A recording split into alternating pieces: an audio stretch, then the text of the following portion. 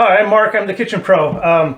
Actually, today I'm the Kitchen and Bath Pro. I do bathrooms too. So what I'm here getting ready to what they call rough in a shower valve. This is what they call the rough in valve. This goes inside the wall. Then after the tile is all done, then you come back and what they call set the trim, or the finished pieces that you see on the outside.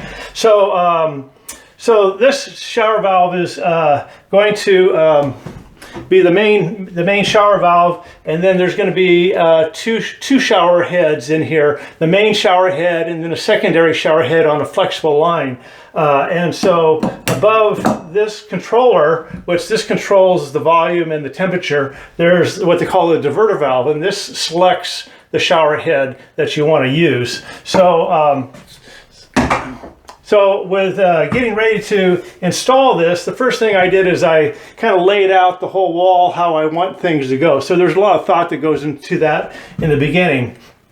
Then the secondary thing is, once I figure out where the shower valve goes, then the critical part is that the shower valve be set in or out at the proper depth, because once it gets in, we put drywall over this, and then they float with concrete or mud, and then they tile over that. And the finished tile has to be flush with this ring. Most of these valves have some kind of a plastic ring that's detachable afterwards. So the tile has to be flush with that. So you have to figure out to make sure when the tile guy tiles that's the depth of the shower valve. So once that's figured out, then I was able to mount this. Then I'm getting ready now to solder these copper fittings onto it, and then hook up from there the water lines that are running underneath the house and coming up at this point. So I've already kind of cheated. There's one line that can possibly come from underneath. For this application, they suggest just to cap it off. So I've already, before I even installed the valve, I turned it upside down and soldered that cap on. So now I'm getting ready to solder in the hot and the cold. So I figured out exactly where my water lines want to be. The valve is set on there, it's level, it's plumb. The way I check level is I try and find some part of the valve that's machined well, and I put it on that, and then I check it for plumb this way, make sure it's good both ways. So it's pretty much ready to solder now. With the soldering part, the pipes have to be very clean before you actually do the solder work. So this, I've actually taken sandcloth and sanded really well. You can see where it's sanded there, and applied flux paste onto it. And then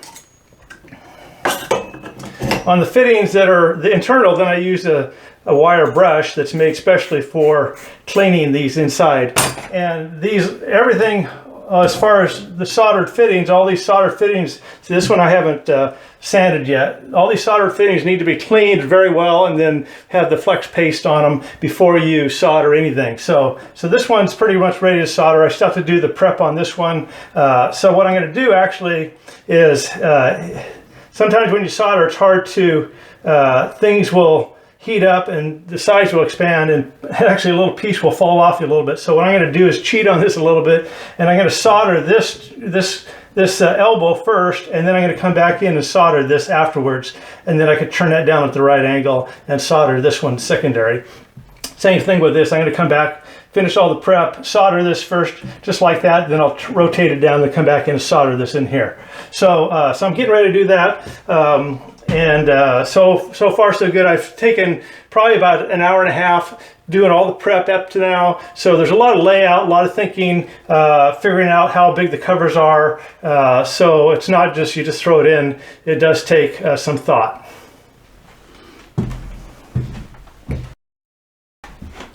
Okay, Mark's back. Get it? Mark's back. My back. Not that funny. Okay. Anyway, So we're getting in here ready to do the soldering. So the first thing, before I do anything more, I did mention on the valve how I set the valve up, check it for level plumb. The one more thing I do too is I once again find a machine surface that's good for the face, and then I measure between here and like over here to make sure that the face is not askew. And I do the same thing with the diverter valve too. So we're good on all that. Now each valve has its own instructions, so the best thing to do is look and read the instructions. I'm the kitchen pro, so I don't, yeah, actually I read them okay. So they suggest to take off, when you do any soldering, take off the plastic pieces, of course. And I also took off, there's a plastic piece inside and the cover. Took everything off that needs to be taken off for preparation for soldering. So in preparing soldering, once again, I sanded and put flux paste on all the fittings over on this side. So this side's all ready to go. So this side, I just want to demonstrate how much sanding it does take. So this side sanded, so you need to just sand it till it looks clean. There's a what they call sand cloth. It's 120 grit, I think, and it's made for sanding copper pipes. Sandpaper doesn't hold up very well. The sand cloth does a lot better.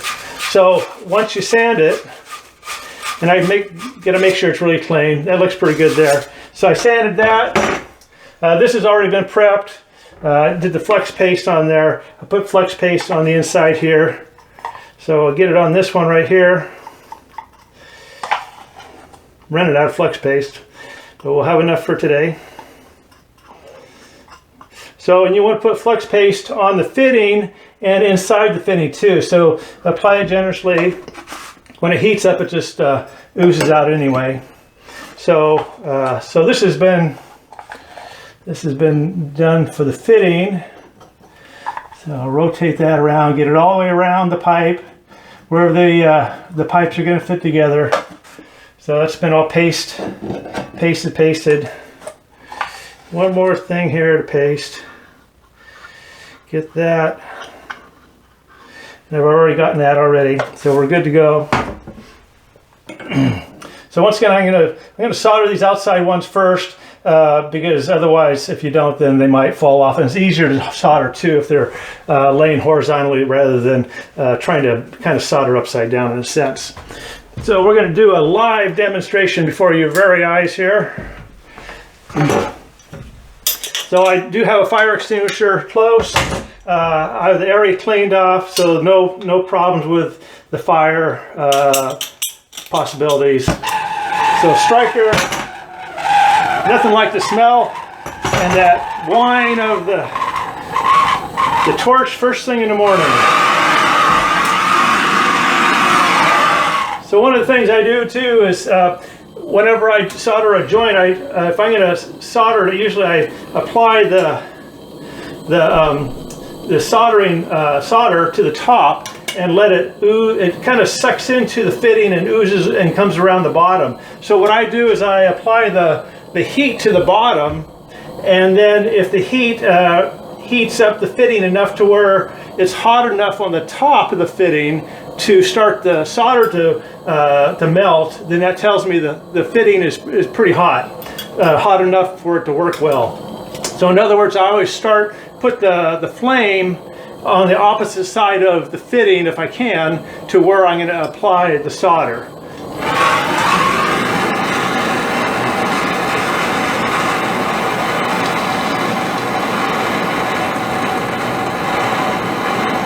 So it has to be, the fitting has to be dry. If there's any kind of water in there at all, then the water will suck up the heat and it won't allow it to solder well.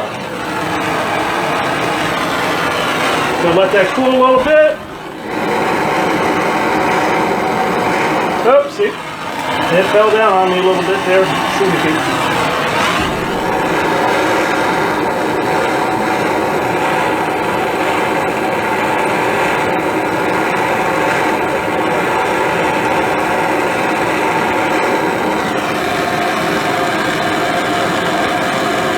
So that flux will actually help the solder to suck into the fitting. And it gets hot real quick. And stays hot, so careful not to burn yourself. And it's soldering really nice. Okay, so what I'm going to do is let that sit for a minute and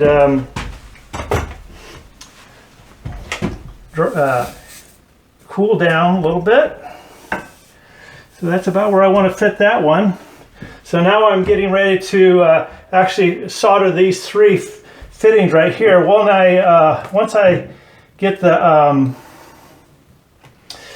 get this fitting, the rough end valve, once I start heating it up, I might as well get them all done all at once. This I actually installed, I soldered this before I installed it, and then one end was suggested to put a plug in because we're only going to have 2 shower heads. So it looks pretty good, the angles are pretty good.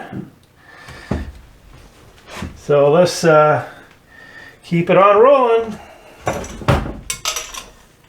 So now with the heavy, see the little fittings here are just thin copper. So these heat up pretty fast. Now when I start heating this up, that brass is a lot thicker. It's going to suck a lot of heat in before it heats. So it's going to take, I'm going to have to really turn the torch up and let it heat a lot more.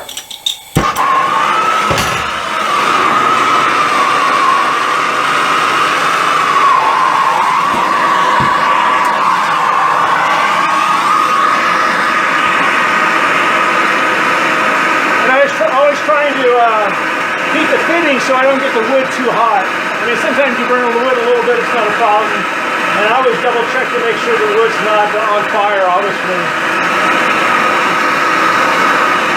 And it still takes a while.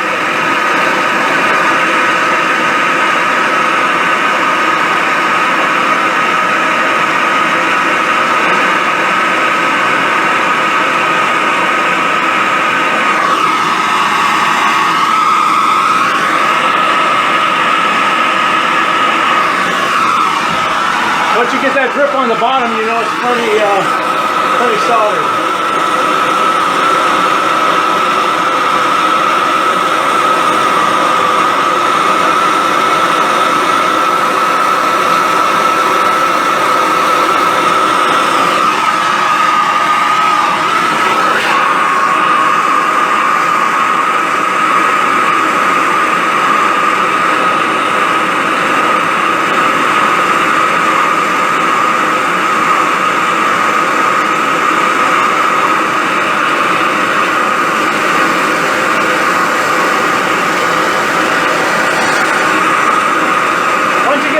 Where it just starts melting a little bit, you want to let it get a little bit hotter and then take the flame away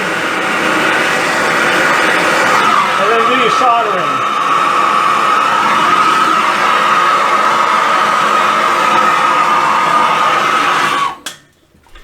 There we go. That went very well, and then after it cools a little bit, you know, down to where it's not quite, because if you were to try and cool it off at this point with any kind of water, and usually I wash it all down a little bit and rag it off, if it's too hot while it's, before it cools, if you try and put water on it, you could possibly, with it going from super hot to cool, it could actually crack a fitting or crack the solder, so you want to let it cool off. Actually, sometimes it gets so hot that the solder is still a little bit flux even for about 30 seconds. So once you're done with it, you want to really leave it alone for a minute. Then usually I use a spray bottle, or so if it starts, then I can hear it's sizzling a little bit, so it's still pretty warm. So I go through and I wipe all because the flux is still on there. A lot of people don't do that. You can hear the sizzle a little bit. It's not too bad. So wipe that flux off, clean up your joints.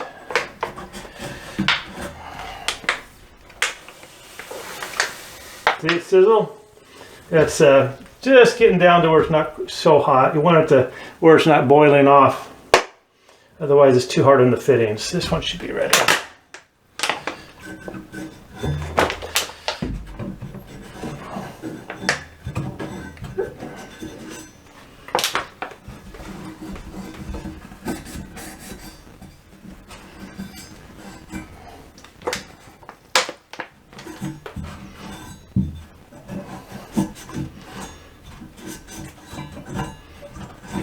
Okay, so that one's in. So ready now to set up and get ready to plumb up for the 2 shower valves. It's a thing of beauty and wonder. Okay, so we're on the final run here. I plumbed up the rest of the 2 shower heads. This would be the main shower head. Then this would be what they call the drop ear, where the flexible line comes out. And then I'll have a bar here with the secondary handheld shower head. So these are all plumbed, got them soldered. I'm getting ready to pressurize the system again. On these outlets for the 2 shower heads, a couple things I do is to make sure that they're straight out of the wall, they're not on an angle, and make sure they're plumb. I use a straight edge and a square to make sure that they're coming out square off the wall. So I do that with that, and then what I do is also too, I put a level on the top or bottom, make sure that they're level. So that makes sure that they're coming out straight and square. I also have to put back on the plastic guard here, so the tile guy knows how far to tile out to. I'll get that on. This particular valve has stops on it for if you, at some time in the future, you need to service the shower valve without having to turn off the water for the whole house. You could close these off and you could pull this apart. So, but during the construction point, it's important to keep the system full of water and pressurized. So if any point during the work, let's say if the tile guy or somebody accidentally runs a nail through it, or one of the solder fittings fails or something during the work time, it will leak at that time, and hopefully not before you get all the completed tile in. So these are all water caps too, will hold the pressure. So I'm ready to, I can still clamp this. This is a PEX product. This is the way I like the piping, especially for running long areas and coming up. This goes down through the floor and comes back up at another spot. It's nice because unlike the copper, I only have one fitting here and one fitting at the other end. So it's virtually impossible to leak anywhere else. So, and also too, whenever you're doing copper, the best thing to do is the goal is to keep the system as simple as you can and have as few fittings as you can. So that's kind of the goal. So that's why I like the PEX. And also too, the PEX is good because for the hot water, plastic is a insulator of hot. So it actually insulates for the hot water. So you don't need to insulate the PEX lines for the hot water. So I'm going to clamp this. So this is a Shark Bite company product. And so there's a black copper ring here, and simply you just put this on here and clamp it. And I wait just a minute, it doesn't really take it. And so that's cinched. And I've had real good luck with this. The only bad thing is this tool is kind of big, so sometimes it is awkward to get into tight places. But I've never had it failed on me, so it's been a good product from what I can tell. So it simply takes that ring and it's copper and compresses it around the fitting, and so those 2 fittings are done. So we're ready to pressurize. Everything looks good.